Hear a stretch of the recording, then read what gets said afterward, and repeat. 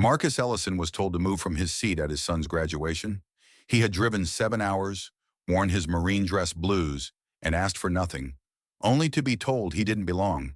But what happened next didn't involve shouting or resistance.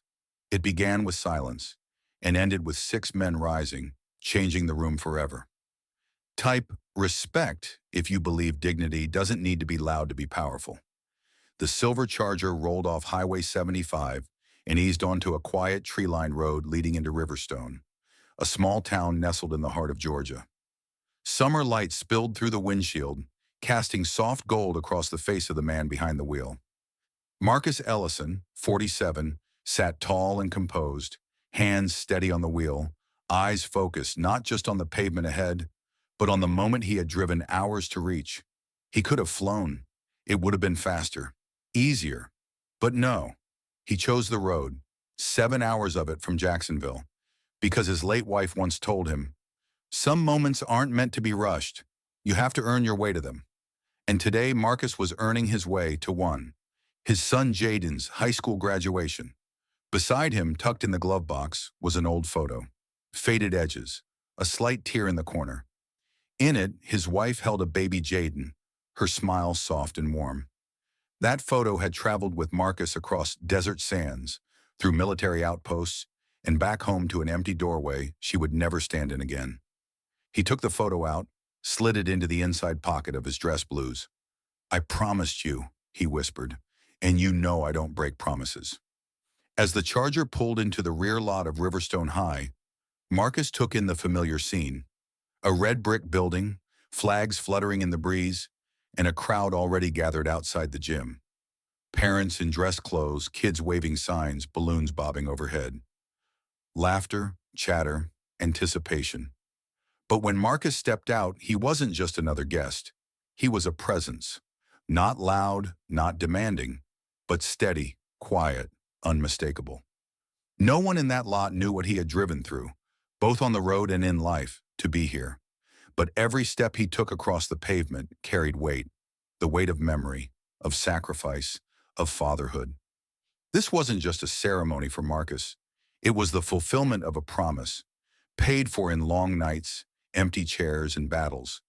Some fought overseas, and some fought silently at home. And now he was here, just as he said he would be. The doors of the gym opened to a wave of sound. Laughter, chairs scraping, the shrill feedback of a microphone being tested. Marcus stepped through the threshold and paused. It had been years since he'd set foot in a high school gym, but this was different. This was Jaden's gym, Jaden's moment. The air was thick with the smell of floor wax and concession stand popcorn. Banners hung across the back wall. Class of 2023 in bold silver letters. Rows of folding chairs packed the floor, the bleachers already overflowing with family and friends. A school volunteer with a clipboard and headset looked up as Marcus approached and scanned his printed ticket. "You're good to go, sir," the man said, pointing to the third row on the left. "Reserved for family." "Thank you," Marcus replied, voice calm, controlled. He walked slowly down the aisle, not with hesitation, but with intention. His boots were polished to a mirror shine, not out of vanity, but discipline. The way he carried himself, upright and firm, turned a few heads. Some gave him a passing glance and looked away. One woman smiled faintly and whispered something to the man beside her. Marcus didn't react. He had worn this uniform long enough to recognize the difference between admiration and unease. He found his seat and lowered himself carefully into the plastic chair. It wobbled slightly. He adjusted without complaint. In front of him, the stage stood ready, podium polished, a line of school board members shuffling papers and glancing at their watches. At the far end of the gym, the graduates were lined up in neat rows, caps in place, gowns fluttering as they shifted nervously. Somewhere in that sea of youth stood Jaden. Marcus's eyes scanned the group, landing on a tall, lean figure with a proud posture and quiet eyes. His mother's eyes. Time collapsed. He remembered holding Jaden in a delivery room 18 years ago, fresh from deployment, dirt still beneath his fingernails. He'd flown in from Iraq with 4 days of leave, just enough time to see his son enter the world. And now that boy, His boy was about to cross a stage into a new life. Around him, the crowd grew louder. Parents waved to their kids.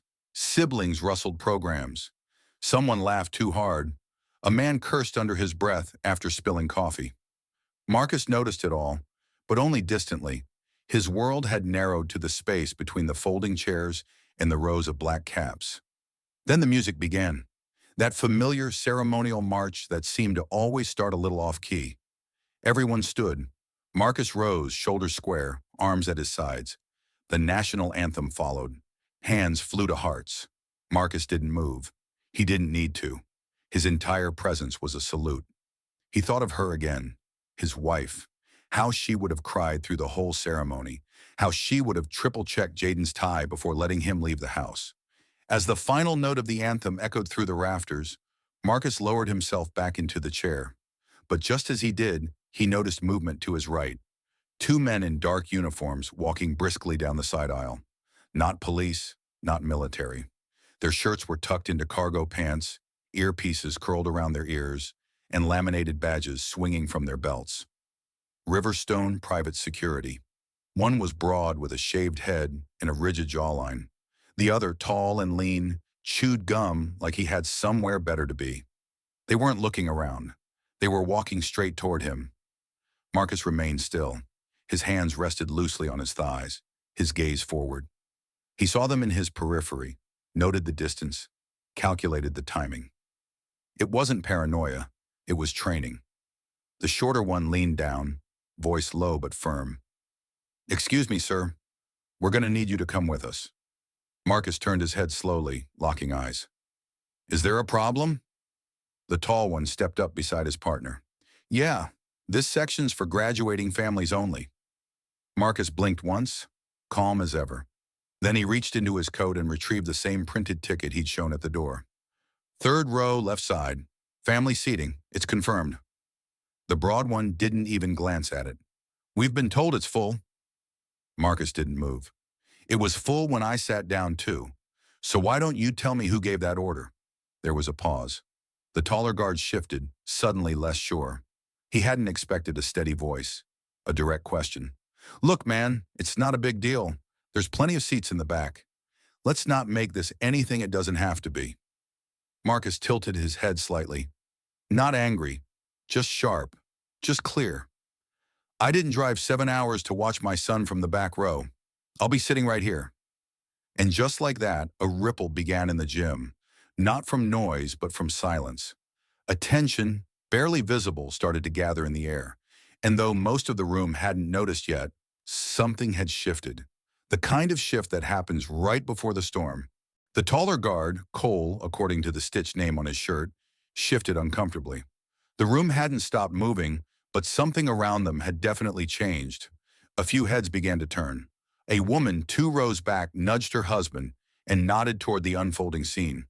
Somewhere up in the bleachers, a phone tilted slightly, the lens aimed at Marcus and the 2 men standing over him. The shorter one, Zimmerman, straightened his shoulders, not liking how this was going. His hand instinctively dropped to the radio clipped to his belt. He muttered something into the mic, keeping his eyes locked on Marcus like he expected that quiet confidence to suddenly unravel. It didn't. Marcus remained seated, eyes forward. His jaw was still, but his presence had only grown heavier. The photo in his pocket pressed against his chest, a gentle reminder of everything that had brought him to this exact moment. Not just the drive, not just the years in uniform, but the long journey of fatherhood that required far more patience than war ever did. Zimmerman tried again. "Sir, I'm going to ask one more time." Marcus didn't flinch. "You can ask all day." There was no aggression in his tone, no threat, just finality. A line had been drawn, not with words, but with composure. Cole cleared his throat. "Maybe you'd be more comfortable in the back. Now that's all we're saying." And there it was. Marcus turned his head fully now. That phrase, "more comfortable in the back," wasn't about seating arrangements. It was coded language. He'd heard it in boardrooms, waiting rooms, lobbies, even church pews. A familiar, quiet dismissal, the kind that smiled to your face and locked the door behind you. He didn't respond, not with words, but the air around him shifted again. the way it does when people start to realize they've crossed into territory they don't understand. The woman beside Marcus leaned in slightly. She was older, pale-skinned, her voice soft. "Don't let them move you," she whispered. He gave her a slight nod, nothing more. Still, he didn't want a scene. He just wanted to see his son walk across that stage. But the guards weren't backing down. "Look," Cole said again, voice lower now, almost pleading. "If you've got an issue, you can take it up with the school office. We're just doing what we were told." Marcus's eyes didn't blink. "You got a name, son?" Cole hesitated. "Officer Cole." "Not officer," Marcus interrupted. "You're private security." Zimmerman stepped in quickly. "All right, that's enough. If you don't stand up—" He didn't finish, because just then, the gym doors at the far end opened with a subtle click, and in walked a man. No uniform, no badge, just steady posture and eyes that looked like they'd stared down darker things than this. He didn't walk like he was in a rush. He moved with purpose, alone, but not really. As he took a seat near the center aisle, another man stood from the opposite side of the gym. Then another. 3 men, different sections, no words. Anyone watching closely could see. They weren't part of the audience anymore. They were watching the room, watching the guards, watching Marcus. And Marcus hadn't even turned to look. He didn't have to. He knew who they were. He didn't need their help, but they came anyway, because real loyalty isn't summoned. It shows up when it's needed most. Zimmerman and Cole didn't notice at first, but they were about to. Zimmerman's hand hovered near his radio again, a move that might have seemed routine to a casual observer, but Marcus felt the shift. It wasn't about enforcing a policy anymore. This had become a test of presence, of principle, and of patience. A few rows back, a man stood up, quietly, deliberately. He didn't say a word, just crossed his arms and stared down the aisle. Clean-shaven, broad-shouldered, eyes sharp like a blade, sheathed but ready. He took a seat along the aisle, never once breaking his gaze. Across the gym, a second man rose, then a third. It wasn't coordinated, not in the obvious sense, but something in the way they moved said they'd done this before, in worse conditions, under hotter suns and harder skies. Marcus didn't need to look. His instincts already told him. These were his men, his brothers, the ones who had crawled through mud beside him, who had carried silence like a shield and survival like a second skin. Zimmerman leaned down again, voice lower, almost desperate now. "Listen, man, you're making this into a situation." Marcus turned his head, slow and steady. "And you're not listening." There was something in his voice, measured, grounded, that carried more command than shouting ever could. Just then, from 10 feet away, another voice broke the air. "Is there a reason this man is being bothered?" The sound was clear, composed, and cool. It didn't rise to demand attention. It lowered, forcing everyone else to stop. The speaker was Ethan Rourke, the first man to enter the gym, now standing in the center aisle. Salt and pepper beard, black coat over a gray shirt, and the look of a man who had long since forgotten how to flinch.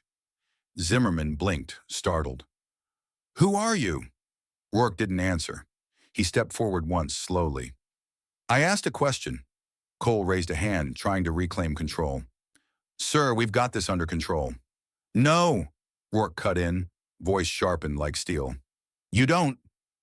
In the bleachers, another man stood, then another. 4 now, all still, all watching.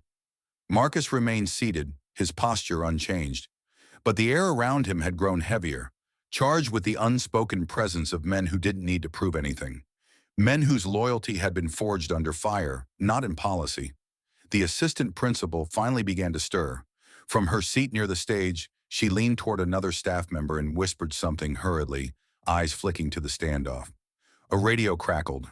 Someone moved toward the back of the gym, but the moment was already sealed. Rourke took one final step forward. "You're embarrassing yourselves, and you're one breath away from making it worse." Zimmerman's nostrils flared, jaw twitching. He looked at Cole, whose confidence had clearly evaporated. Rourke's voice remained even. "I don't care what your orders were. You don't touch that man. You don't ask again. The silence that followed wasn't uncomfortable. It was absolute. Not fear, but respect. A quiet kind of reckoning that seeped through the crowd as realization dawned. Marcus finally looked up at Rourke. Just a nod, no smile, no signal. Just a flicker of recognition. The kind soldiers exchange when words would cheapen the moment.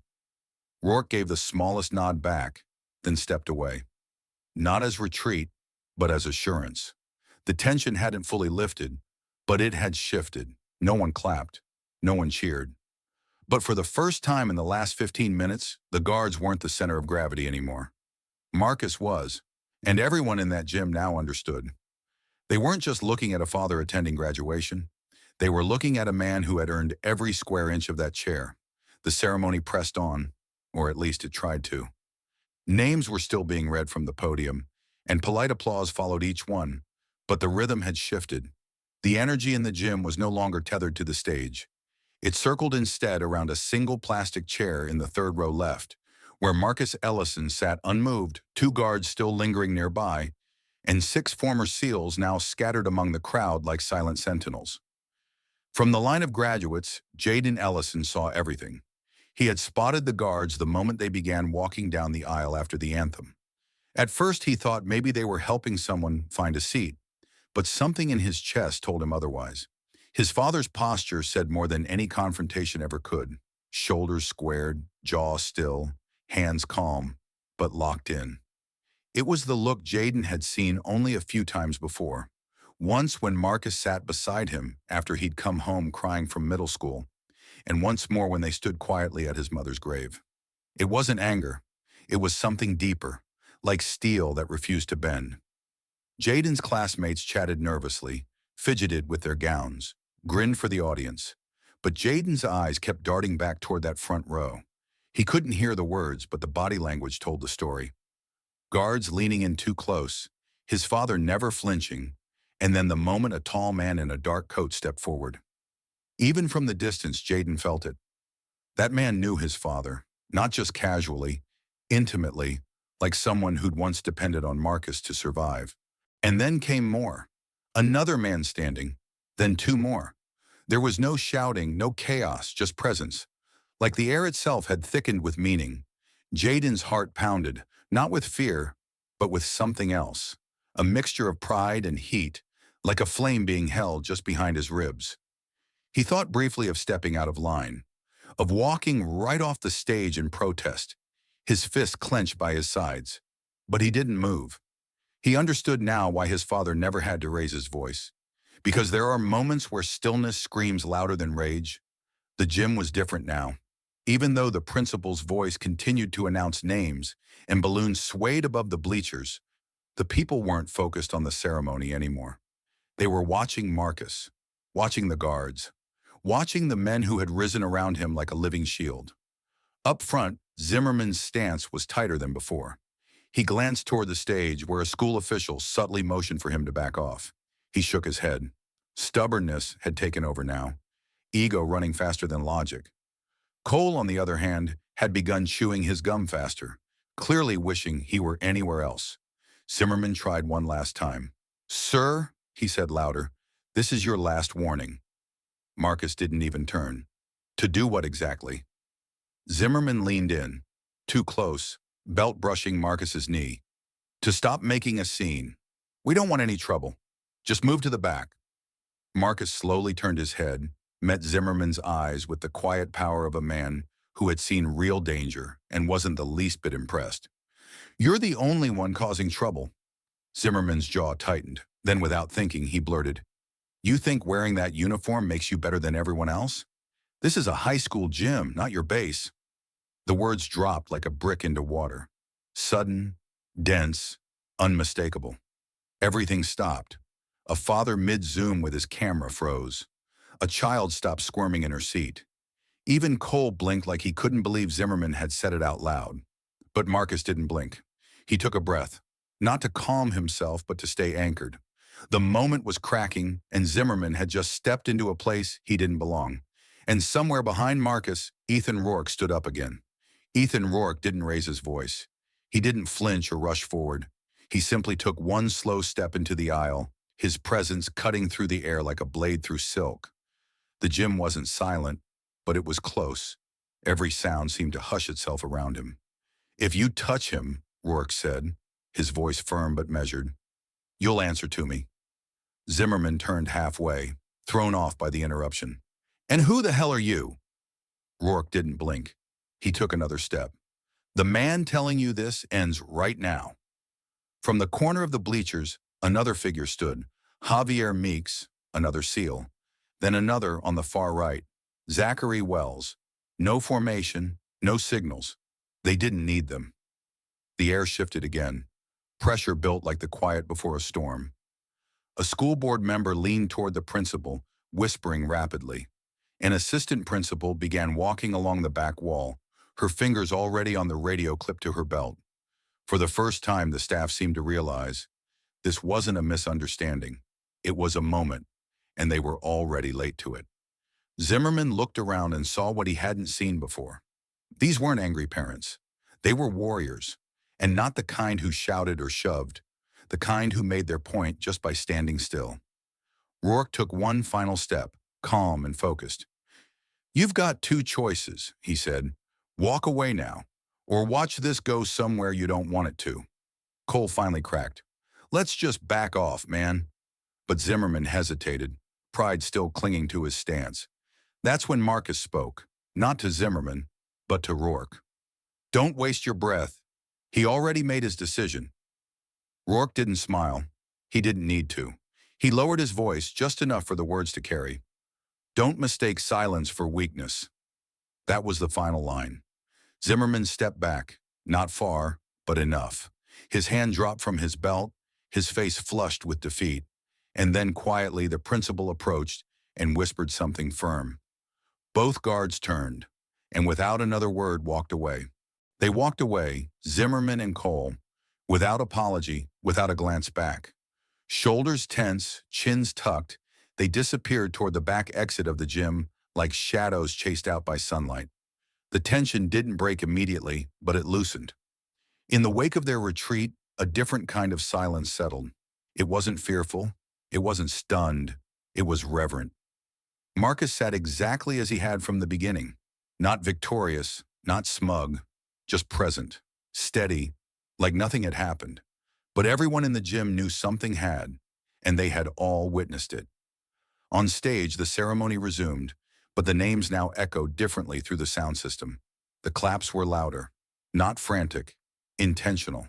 Like each parent, each guest was trying to fill the room with dignity again, to wash away the sour trace of what had nearly stained the moment. From the line of students, Jaden Ellison stood tall between his classmates, his breathing deep but rhythmic.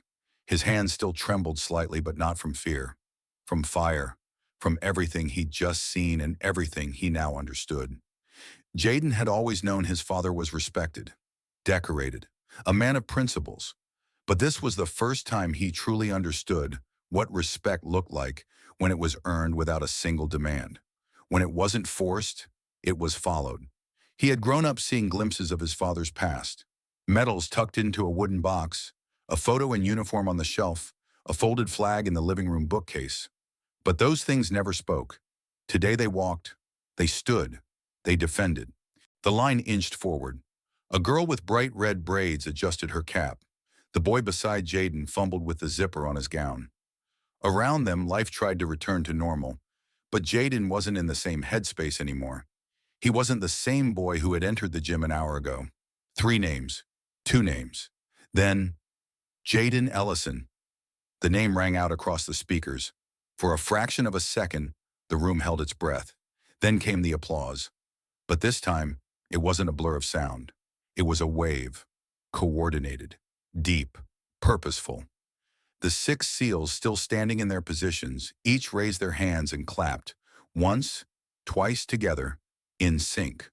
Not showy, not loud, just strong, like a military send-off without the salutes, a message without a microphone.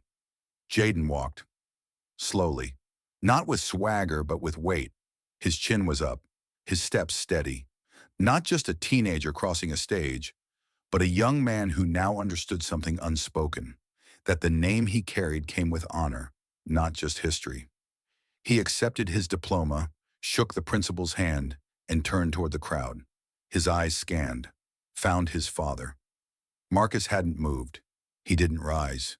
He didn't wave. He simply smiled, just the smallest smile. But it was the only one Jaden needed. Jaden gave a slight nod, one simple motion, and stepped down from the stage, the applause still rolling behind him, like thunder retreating into the hills. Some parents wiped their eyes. Others stood, clapping harder than they had all afternoon. They didn't all know why, but they felt it. Something real had happened, something that reminded them of grace, of restraint, of strength that didn't shout. And Marcus? He sat back in his chair, hands resting loosely, heart full. He didn't cry, but something inside released. Not grief, not pride, something deeper.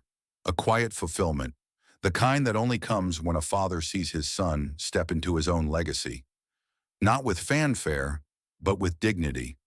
And for everyone who had been in that gym, from that moment on, every name called after would walk in the echo of what had just happened. Outside the gym, the sun had shifted low across the parking lot, casting long shadows that stretched beneath the bleachers and over the patches of worn grass. Families gathered in clusters, laughing, posing for photos, balancing flower bouquets and rolled-up diplomas. Voices rose with relief, celebration, and stories of what had just unfolded inside. But Marcus Ellison didn't rush to leave. He stayed seated a moment longer, letting the noise fade like distant thunder. When he finally stood, his knees stiff from sitting still so long, he looked toward the exit where the 6 SEALs had begun gathering quietly. No one posed with them. No one asked questions. They weren't looking for attention. They never did. Then across the lot, Jaden appeared near the flagpole, gown half unzipped, diploma folder in one hand, phone in the other. The moment their eyes met, the crowd around them seemed to dissolve. Jaden walked straight toward his father. "You okay?" the boy asked first, voice quiet but steady. Marcus nodded. "You?" Jaden hesitated, then looked down. "They tried to move you." "I know," Marcus said simply. Jaden clenched his jaw. "I was ready to walk off that stage, Dad. I swear. I was 2 seconds from calling them out." Marcus placed a steady hand on his son's shoulder. "And that's exactly why you didn't. You knew I could handle it, and you handled your moment like a man. You didn't let anyone take that from you." Jaden looked over Marcus's shoulder, toward the men in the distance. "Who were those guys? The ones who stood up?" Marcus turned slightly, watching them with the eyes of someone who carried years of dust, noise, and silence between his bones. "They're men I bled with, men who know what loyalty means, men who don't forget." Jaden nodded slowly, the words sinking in deeper than he expected. "That was powerful." Marcus looked back at him. "It was necessary, because sometimes silence is louder than shouting, and sometimes standing up without saying a word speaks more than 1,000 speeches ever could." They stood there for a beat longer, father and son, not just blood, but bonded by a moment few would ever understand. And behind them, the last of the sun began to fall, painting everything in gold. The parking lot had mostly emptied by the time Marcus and Jaden Ellison reached the Charger. A few families lingered, packing balloons into trunks, folding chairs into back seats, sharing one last round of photos before the sun dipped completely. The celebration had faded into a quiet calm, the kind that follows something meaningful. Jaden paused at the passenger side, running his fingers across a faint scratch near the door handle. "She would have made you retake every photo until your smile looked just right," he said with a small grin. Marcus chuckled, the sound low but warm. "She would have screamed the loudest." They got in, closing the doors. The car was warm from the afternoon heat, but it felt like a cocoon, silent, safe, and sealed off from the noise of the world. For a moment, neither spoke. The engine hadn't started. The world hadn't moved.